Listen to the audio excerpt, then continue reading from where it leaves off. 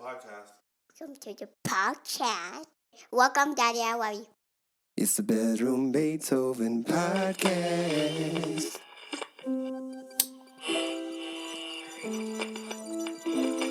Whoa, you just blew my mind because nobody talks about that shit. Thank you for this. I was looking forward to this chat, man. I love your interviews. I thank you for what you're doing. It's excellent, and people can continue to learn the stories of these bedroom Beethovens. How did you find out about this? Oh my God. Having something like this to shed light on us is amazing. We really need this documentation. So people like you are definitely needed.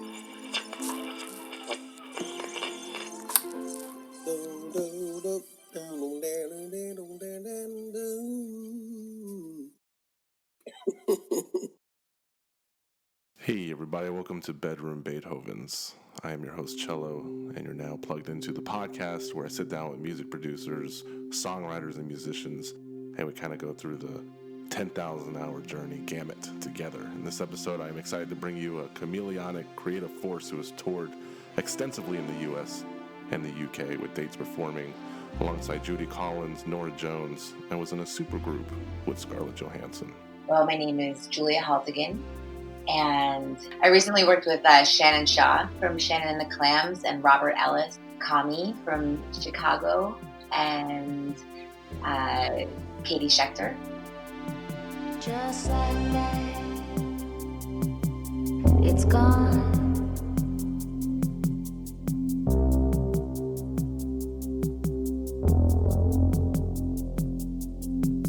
The future is grim. There's blood in the streets, there's blood on the heads, but I can't stop bleeding for you. Timeless voice, look, and persona makes her something of a period piece. She's a rare native New Yorker that can be found haunting the streets of a long-lost grungy Empire City, and her hands smell yummy like gasoline.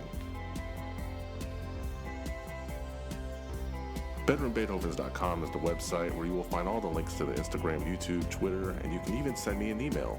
Throw a message my way. I'll even read it, even if it's mean. Also, keep this podcast ad-free. Please hit up the Patreon, patreon.com/BedroomBeethovens. I appreciate any and all support, even if it means just listening and subscribing along. I'm your host, Cello. Let's begin the show.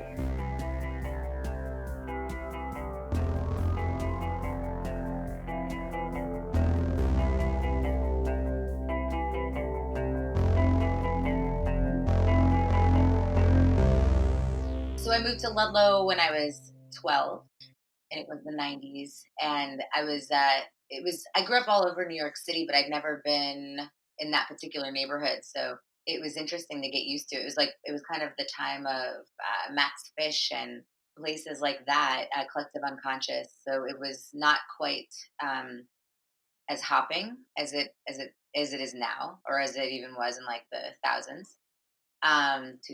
So yeah, it was a kind of weird, desolate place, and you just see interesting artists and a lot of like locals taking the streets, a lot of different ethnicities, because it's kind of a location in a city where different scenes kind of blend. It was really cool. At first I don't know, it was a new scene for me, but then once I started to kind of get the hang of it, I realized like there was a lot of cool underground art happening. Yeah, and the new album's called Trouble. So growing up in New York, I'm pretty sure you've seen your fair share of trouble. Seen it, caused it. And your parents are there they grew up there as well. Actually, my parents grew up in Nassau County, Long Island, but they moved here when they were maybe 18 or 19. So yeah, they've been around a long time in New York City as well. Yeah, I wanted to talk about that because, back in like the 70s, New York City wasn't called New York City. It was called Fear City. And travelers arriving in New York City airports in the 70s, they were greeted with possibly the strangest object ever handed out at a portal to a great city. You got a pamphlet with a hooded death image on the cover warning people, like, until things change in the city, please stay away from New York City if you possibly can. Really? Yeah, it wasn't the right move. It wasn't the right move because all it did was instill panic. All it did, I mean, all it accomplished was just women clutching their purses nonstop, and it was just robberies and drugs. And I mean, if you're not familiar with that, I wanted to ask, like, maybe you have any tales of how your parents kind of handled the 70s in New York City. Were they able to come out of the concrete jungle unscathed? Maybe. No. um, I don't know. I hadn't heard that they were actually like peddling the idea that it wasn't safe to be here, although it was the truth. I mean, I was a kid, so I wasn't as aware, I suppose, as they were of it. But I did. I recall them just keeping a close eye on me. I mean, I really grew up until I was 7. I lived on Bond Street between Bowery and Lafayette, and I remember there being different rules depending on which direction we walked out of the apartment. If we were walking towards Lafayette and Broadway, it was a little safer. We went to playgrounds over there and stuff. But if we were going across the Bowery into Alphabet City to visit friends over there, it was more like let's hold hands, or they had a closer eye on me. But I think wherever you call home is home, and you learn how to. That's where you exist. It becomes less foreign and scary. It becomes your day to day. I remember when I was a kid, people had a more of a relationship with the local homeless community, and it was just like your local community in general. Like we all looked out for each other. I remember we looked out for the homeless people who lived on our block. We were right by the Bowery Missions, and they looked out for us. There was a couple homeless guys that would. I went to PS3 on Hudson and Grove, and there was a couple local homeless guys there, but like we all looked out for each other. I don't know. I think when you're experiencing something in real time, it's less scary than when somebody's handing you a pamphlet on what you should expect. Yeah, because New Yorkers being as resilient as they are, I think the jaded New Yorkers, they quickly turned the cover of Fear City into a T-shirt, and then they just sold it back to tourists and souvenir shops, and and that's when they made that the Welcome to New York shirt, and then they had an image of like a 45 handgun, and then it said like "Hands up, motherfucker," and it was like the best selling T-shirt of the year, and that is a testimony to the city itself. But what was really cool is like Garbage Men staged a 2-day strike, and it left 48,000 tons of trash to just waft in the summer breeze. And on the What year was that? Because I definitely lived through one of those garbage strikes. I remember the garbage being piled like taller than grown-ups. I was obviously little at the time, but it was a little stinky for a while. yeah, For sure. it's not Fear City, it's Stink City, and then Yeah, well, always.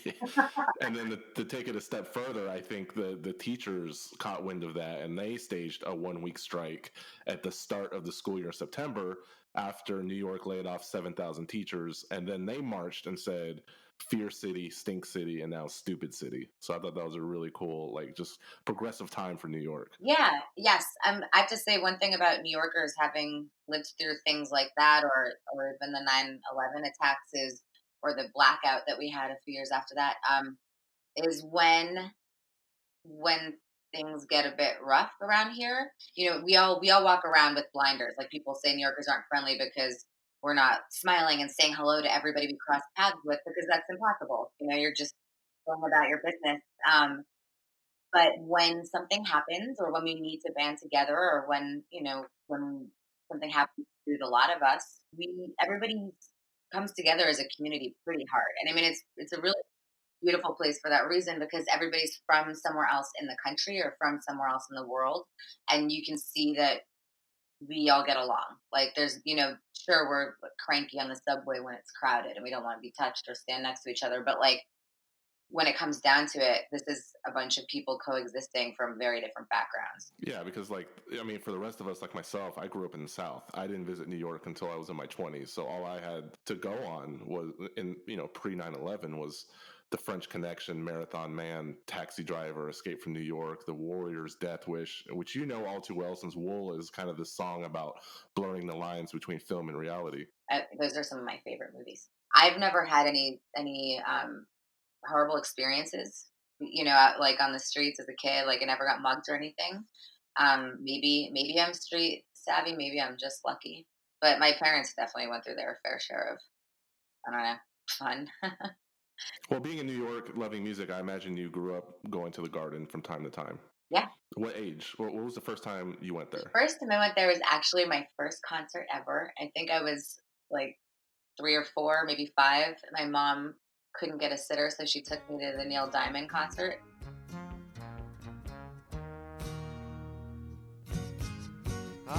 Crackling Rosie, get on board. We gonna ride till there ain't no more. And you remember that? Yeah, I remember it because it blew my mind that he could remember so many words. And he was on this like rotating stage. It was one of those, like, they filled the whole stadium and or arena, and the stage rotated. And I think he was wearing like something white and sparkly. And he would just slowly go around, and I was just like, this is so many lyrics. So you would say that had a profound effect on you? See, like, it's like a neat trick, like going to a circus or seeing something cool at somebody. You're just, as a little kid, you're like, I want to be able to do that. It looks impossible, but clearly it can be done.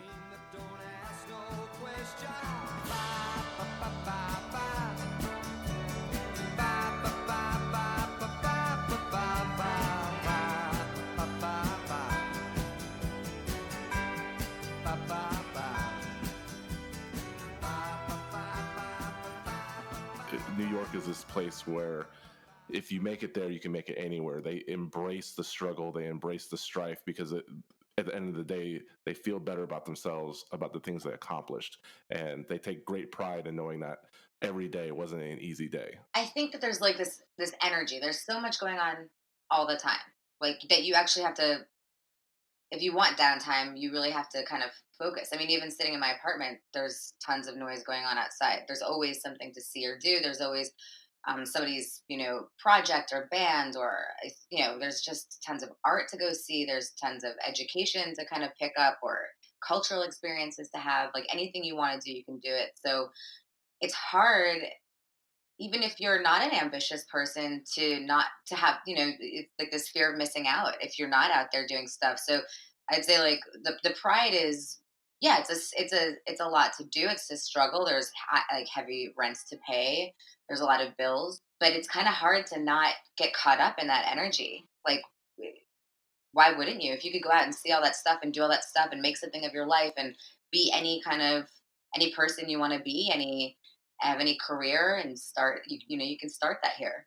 It's kind of hard. It's, for me, it's more about like finding time to not pay attention to what's going outside, and take some downtime. And there are a lot of influences on your record that you pulled from. If you're kind of unfamiliar with this podcast, I'll be honest, I'm a little selfish. Most of the guests are kind of hip hop oriented, and the number of hours I've logged on bands like Tom Waits, for instance, it's much to be desired. And I want you to build a case for my listeners, because it's like what Brian Eno said once, that like only 5,000 people ever bought a Velvet Underground album, but every one of them started a band. And I'm convinced that Tom Waits is one of those people that musicians really like.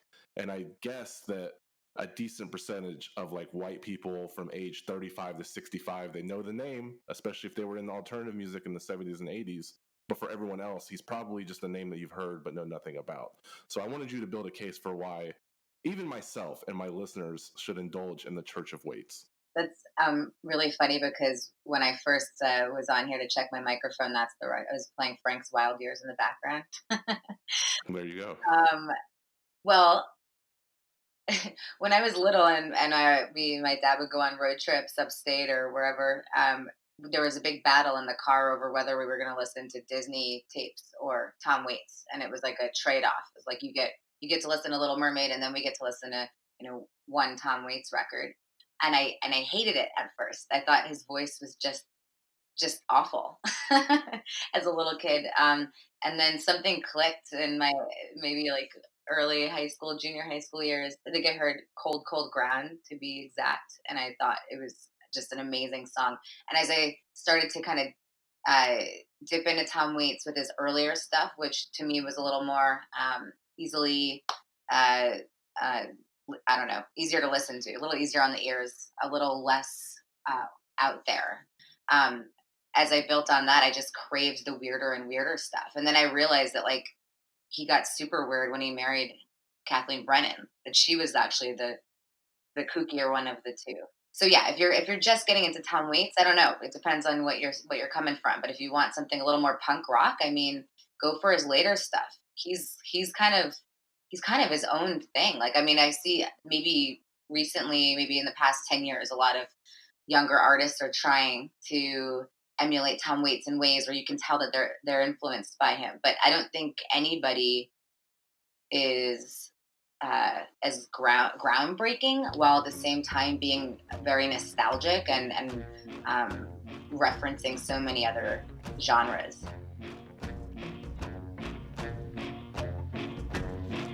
I'd sell your heart to the jump man, baby, for a buck. For a buck. If you're looking for someone to pull you out of that ditch, you're out of luck. You're out of luck. Ship is sinking. The ship is sinking. The ship is sinking. There's a leak in the boiler room. The poor, the lame, the blind. Who are the ones that we kept in charge? Killers, thieves, and warriors. God's away, God's away, God's away on business, business. God, there's so many good ones though. One Thing is I think is my favorite. We'll say that today is my favorite. Did you know Scarlett Johansson back in 2008? We went to high school together. Okay, because she released the Anywhere I Lay My Head that featured Tom Waits songs. Like, and I was like, man, that can't be a coincidence. Like, I didn't know if that was a big contributing factor to how maybe you guys gelled, whether it was through a friendship or musically, and then you started a band together. But it makes sense. You guys went to high school together. We were in the car together on a road trip with my dad when he played Cold Cold Ground, and we decided it was amazing. So your dad is just like, I feel like Tom Waits owes your dad an endorsement deal or a check in the mail. Yeah, you know, he's starting to sound a little like Tom Waits too. It's really cool. So the band with her, it was originally called The Singles. Whose idea was that? That was her idea. And did you agree with what transpired? Because it wasn't like you named your band Black Sabbath or Rolling Stones. It was a very vague name, and I think alleging trademark infringement was a bit harsh. Yeah, I mean, I think we were hoping for the best, and I don't know. I guess we thought we'd give it a try. Didn't work out, so we changed the name. That wasn't a big deal. I don't know how well received the Tom Waits was, but you know, she ended up, of course, joining movies and started getting massive paychecks. I think it's human nature to shit all over someone else's career when one is outdoing the other. She's definitely not crying over any poor album reviews or anything less positive. But one of the biggest criticism was that the same producer for your new album, Trouble, worked on that album as well. And they criticized him, and I quote, for burying her vocals so deeply in the druggy ambiance that David meant well, but ended up obscuring Waits' great tunes. What was your honest take on that project? Because you're working with them. Obviously, you put out Trouble.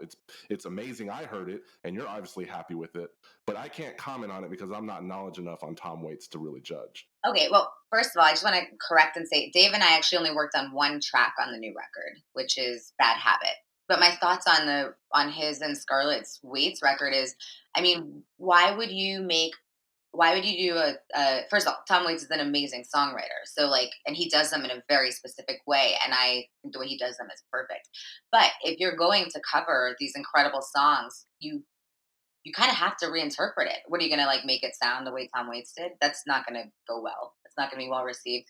They drew from other inspirations and kind of built these new versions of really well written songs. You know, they drew from different inspiration and kind of put a different spin on things.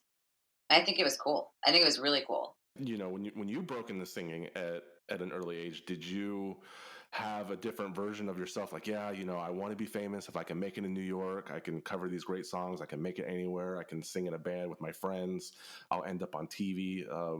Because a lot of the times I see people who have a vision of how they want their career to be at 18.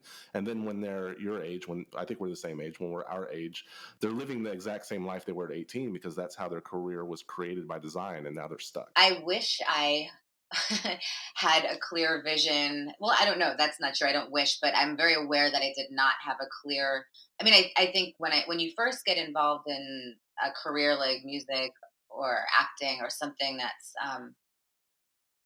heavily saturated, you have to be you have to have at least a strong enough ego to assume that you can do it, and you have to just have this kind of young hunger for it. And I think I did, and I think I thought I knew exactly what was going on. But as I continued to pursue it and followed my nose and met different people and was inspired by different people I was working with, I realized I knew nothing, which was a beautiful thing to realize, and also opened me up to anything at all. And I feel like I didn't like shoot like an arrow for like I wasn't like I'm a soul singer, I'm going here. I sing, rock music and I'm going here, and that's exactly where I'm going to end up, and I want to be like this band specifically, or this genre or whatever. I tried everything, and I'm still trying everything, and I love trying everything, and I don't know if it's a good or a bad thing for my career, but selfishly, I don't want to limit myself to one specific thing because it's not as interesting to me as everything I can possibly dip my toes into. So it sounds like you're a very spontaneous musician. Do you struggle when you don't feel in control? I always feel out of control. I think about this all the time. Exactly this question. I'm like, or maybe I shouldn't say think about it. I beat myself up for it. I'm like, you need to focus and know exactly where you're going, but that's not what's fun to me. So, you can't do it if it's not fun. Too much. Are the days of busking over? Yeah. I look back on those years fondly. I think I probably made more money busking than doing anything else if you add it all up. I mean, sitting in Central Park with your friends on a nice day and having people throw cash in your guitar case and you're selling all these CDs, it's a really great feeling. It feels like a really pure exchange of music, like as pure as you can get in this day and age. Like I'm playing a song, you like it, you give me money, you take the CD. I'm introducing our music to a new audience. It was fantastic, but you can't do that forever. How much money can you make on a good day? We made so there was in that band, it was called the Dirty Urchins, and there would be 3 or 4 of us depending on who could make it. I would say the trio, or maybe it was all 4 of us, made on our best day. I think it was something like $400 each. That's not bad. Wow. That's really good. Is busking as popular or effective now as it used to be back in the day? I don't know. I don't know. It's funny because like when we were doing it, I mean, we were a little bit like there's people. I mean, we stuck to Central Park too, so like that was more like the subways didn't seem as fruitful, and also it's dark and gross down there. So like we were Central Park guys, bigger space. Also, there's like Washington Square Park, but it's very crowded. In Central, you can spread out. So we were more aware of that community, which we were kind of on the sidelines of because we didn't want to get too deep. Because I don't know, it can kind of consume you. We realized seeing some of the other buskers. Yeah, so I don't know there was always like a battle with the Parks Department of like quiet zone versus busking areas. I don't know where it's at. I feel like I go to Central Park often with my dog, and I don't see as many as there used to be. I don't know if it's because the park shut it down or they got into big fights. There was fights all the time. And one of the early bands you were performing with were called like the Hallelujah Peddlers. Were you guys Salvationists? Was that just tongue in cheek, or was there actual? No, I was a Tom Waits fan. I was like, oh, Tom Waits too hot. He like really inspired me in the beginning. Like I just adored him. I still do. But I like, when you look to your idols and that's kind of who's educating you on the craft, like Tom Waits was my hero. Yeah. So that name came from. Well, we touched on this earlier, but Trouble is the first album you've done where you really focused on your roots and you talk about the city as you experienced it through your life, which, I mean, that can be a very, very wide blanket statement. But if you named it Trouble, I have to assume that the ship wasn't on calm seas. Can you maybe cherry pick one story or 2 stories in particular that kind of impacted this album? Maybe like the high school years through college years, like teens through early 20s, because it was this time where me and my friends were free. We were older. We were able to kind of do whatever we wanted and go out on our own. And that's like a really interesting thing in a city like this, because it's not like you're going to so and so's house, or I mean, I don't actually know what people do outside of the city in their teens, but I assume it's a little different and also a little bit of the same, but just kind of running free and like we rolled around in our little packs from high school. You had your buddies, but like you overlapped. You knew some other kids from that school from some activity you did, or you had friends all around. And I felt like we would roll around in these little packs having a ball, and then we'd link up with those friends, and we could be, at somebody's friends. Rich parents went out of town for the weekend, so there's a house party on the Upper East Side, and that's crazy. Like I didn't grow up in a house like that. Like these huge, gorgeous houses. You just have all these like little shithead kids running around making a mess, and then we'd like go down to Stuytown and grab some 40s and sit in the park with those friends and just have this very diverse experience and like seeing like the night could take you anywhere, which is kind of what I was getting back to like earlier when we first started talking. The reason New Yorkers are so I did so much today, I accomplished so much, I'm going, it's because there's just so much to do, and it's addicting and it's inspiring, and what else is there in life to accomplish but to live it? And I feel like that was like in my high school years into my 20s with that freedom and with not a lot of obligation, because we're still kids, we're still figuring it out, we have our so many years ahead of us to decide what we're going to be. In that moment you had the freedom to just soak up what was around you. And so there, a lot of the songs are kind of inspired by that time, for sure. World spun by temptation. I'm the devil, got no limits.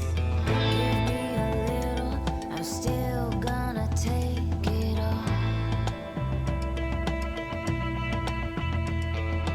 I've been with angels, I heard them weeping. Well, I know early in your career you sang backup on Letterman, and I'm not sure if this is something that you even desire or if it's a goal, but I'd love to see you on Jimmy Fallon or Jimmy Kimmel performing with the Roots or whoever, and just bring it back full circle. Okay, you just tell them, okay? I'm totally down. Just let them know. I'll tweet it. I wouldn't call it a curse when you try to resist it. It makes it so much worse. I'm a I make you feel. Well, your dad being a musician in that area, I know he knows some pretty cool people like Gibby Haynes and a few others. That's pretty cool too. Yeah, I mean, I don't know if he knows them anymore, but I remember that. Yeah, they were buds when I was a kid, and my dad was just decked out in Butthole Surfers t-shirts, and it was totally embarrassing when he picked me up at school. Yeah, I can imagine. And I was introduced to them because they were on the Spawn soundtrack, which was a very important album for me growing up. And I remember reading an interview where they said Butthole Surfers was not the name of the band. It was a song that they did, and they played a concert, and the announcer forgot what the band was called, so they used the song title for the group's name, and then they decided to keep the moniker. So that's like saying you're playing the 11th Street Bar, and the announcer draws a blank, and he says the Hooligans, and now you're the Hooligans. Oh yeah, totally. I can see how that mistake gets made. That's hilarious. Well, aside from the new album Trouble, is there anything else that you would like to promote? Tour dates, maybe an EP or any acoustics or anything that you want people to know or check out? Yeah, sure. Well, we're working on a new tour for May. That's going to be, I think, sort of Midwest and maybe come down to Nashville. So keep your eyes out for that. And I've got this cool side project that's just getting started with my buddy Kendra Morris, who is also in that band, The Singles, which is now called Sugar for Sugar, by the way. She's like my best music buddy, and we've got this side project called The Dead Phone 13, which is an Instagram account of silly B horror movies and little PSAs, and it's very entertaining. We just had a premiere of some of our work through Trauma, which was really exciting for us. So we have some new movies that we're going to be working on, and a big premiere coming up later this winter. So that's something to keep your eyes peeled for too. I think hopefully you'll find it as entertaining as we do. That's awesome. And I'm hoping perhaps you'll slide my podcast into rotation aside from the murder mystery podcast that you listen to from here on out. Absolutely. Absolutely. I'm always looking for more podcasts. I'm so addicted. Yeah, it's a booming industry. So, I'm just trying to nudge my way in there. It's crowded. Yeah. I mean, maybe that's a smarter move than being a musician. Maybe we'll do the Dead Phone 13 Oh, how podcast. cool would that be? Well, Julia, thank you so much for your time. I really appreciate it. Dude, thanks for having me.